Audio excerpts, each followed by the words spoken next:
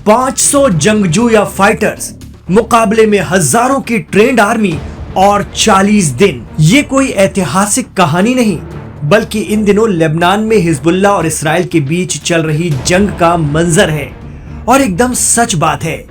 Beirut और Lebanon के दीगर शहरों के बारे में तो आपने सुना है, लेकिन इसराइल के साथ जंग का एक मोर्चा लेबनान के अल ख़याम में भी है।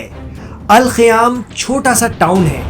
ये लेबनान की राजधानी बेरूत से महज 2 घंटे की दूरी पर है और यहां से 5 किलोमीटर दूर से इसराइल की सरहद लग जाती है।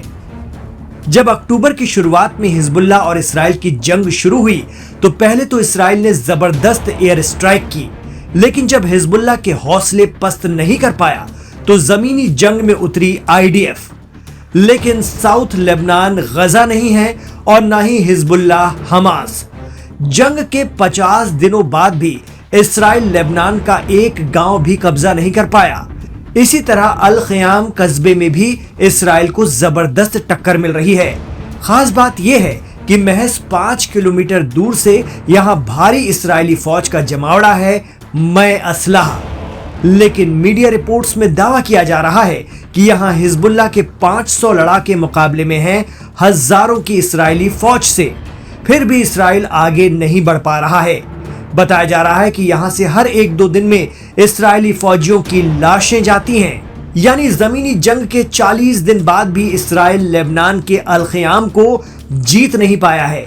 दावा किया जा रहा है कि जैसे ही इस्राएली फोर्स आगे बढ़ती है, हिजबुल्लाह की ड्रोन यूनिट अपने एडवांस ड्रोन से उन पर अटैक कर देती है। हालात ये बनते हैं कि इस्राएली सैनिक या तो मारे जा रहे हैं या फिर बुरी तरह जख्मी हो रहे हैं।